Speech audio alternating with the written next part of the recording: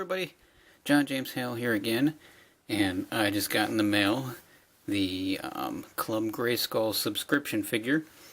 If you haven't seen the boxes yet, they come with this cool little slip sleeve that gives the appearance of Castle Grayskull. It has these cool little windows on the top to let light in, and it's kind of blank on the back, but it says He-Man in the Masters Universe, which is cool. Contains one figure. So if you pull the little outer box off, it shows your figure displayed within, which this month was Trapjaw. Don't know if you can see that, but there's no protection on these boxes like on the classics ones, and I do have some damage on my corners. Thankfully, I like to display my guys on my shelf open, so I am going to open him up. It is a cool package. I haven't opened up the Filmation He-Man figure yet, just because I really like how he looks in the box.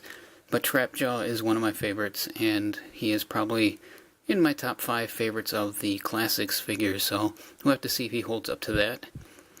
He does have a lot of the color scheme from the cartoon, which makes me happy. But just looking at it right off the bat, I see something that's kind of funny. And in the cartoon, his gun and other attachments go right into his cylinder on his arm that rotates, but this one seems to have this extended tube where I can see where the brake is, where the gun is. So that's going to throw it off a little bit, especially since I believe it does say the figures that are true to their animated counterparts, which that kind of is a little bit of a lie right there, but it does have on the back a picture of the figure as well as Snake Mountain going on in the background. And that's really about it. No bio or anything about the figure himself. Just a little blurb about the show.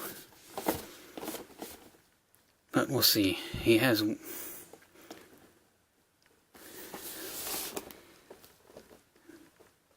Why can't they get the eye straight? His is just 2 little dots. But it's not horrible, at least. He's not Angela level of strange. And if you give me a second here, I'll get him out of the box and we'll take a closer look. Okay, here is the Filmation style Trapjaw outside of his box. He does pull on the nostalgia strings a little bit. I do like his paint job. He has pretty cool colors. He does... The eyes aren't too terrible now that I got him out of the box. The one is a little lower than the other, which is kind of sad. They are a little bit more expensive figures than most, and you would hope that they could at least get the eyes straight. But his nose has a little crookedness to it, which is pretty cool.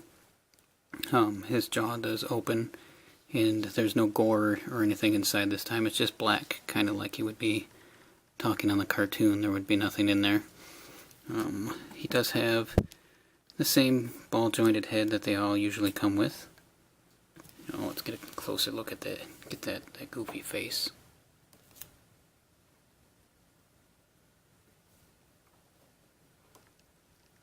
There he is. So, yeah, he does have a pretty cool little hinged jaw. I always thought that was cool with the Masters figures. Yeah. See, in the cartoon, the gun would be attached directly to this part, not with this little tube added in there. Not sure, maybe there's some kind of design issue that they had to overcome, but it's kind of cool how it goes out. That's pretty cool. Saying cool a lot in this video. His arm does rotate all the way around, so does the other. This piece does not come off like in the other one. It is completely attached. And he does have the same shoulder articulation. This arm, upper bicep movement, his elbows do bend. And he does have a wrist rotation, and it does go, or it is hinged, which is nice. He does have the ab crunch, which his is really smooth. Waist articulation, yep. This pretty bland green belt that he's wearing, where you can see where they had to attach it onto the back. which is a little rough looking. His loincloth piece is pretty soft, so you can definitely get some articulation of that. He's part Jean-Claude Van Damme trap jaw there with that kind of, yeah, he gets completely down. Wow, that's crazy. Well, you got a lot of articulation there. Nothing in the upper, well, it's got upper leg rotation. It's bent at the knees. And that's about it. He does have some in his feet.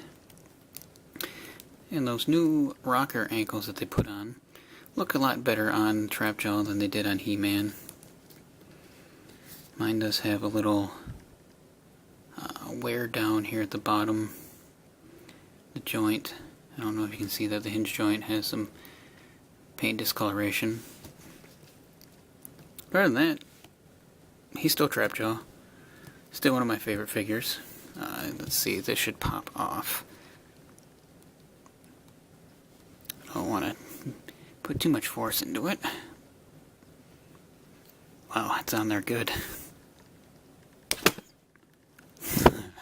Well, okay, his gun comes off.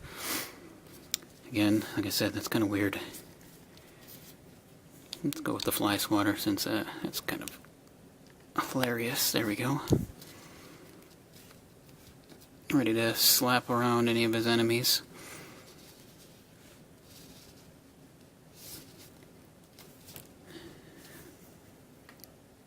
Now, while we have him sitting here, I don't know if you can see the little box back there. That is the insert that comes inside of the package, which is kind of cool. Might be able to do something with that. Put it, use it as a little display piece. And here is the Trapjaw from the Classics line, which is, like I said, one of my favorite figures from that line. His mouth, when you open it up, has a little bit gore in there. It does open up quite a bit more. You can see the jaws are different. Overall, the face sculpt is different. The head shape is pretty similar on top, but again, they did a whole new head for him. Pretty much the same body. His Trapjaw has much more cyborg-like look to him. The little highlights on it are really nice, but this is supposed to be a little bit less detailed because it's supposed to be an animated look.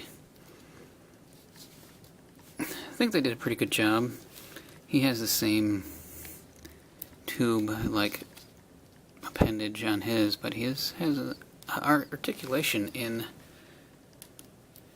there as well, which is a lot more posable. He just overall looks more menacing, which is he's supposed to, as the cartoon was pretty goofy. If you watch it, there weren't the most menacing villains on there. So you have, I guess, the best of both worlds now with these two. You have the very frightening monster-like Trapjaw, who I do love the fact that his other weapons attach on his belt line, which would be nice if there was some way for this Trapjaw to carry them, but it doesn't look like there is anyway, so they're just going to have to probably sit at his feet, which is sad.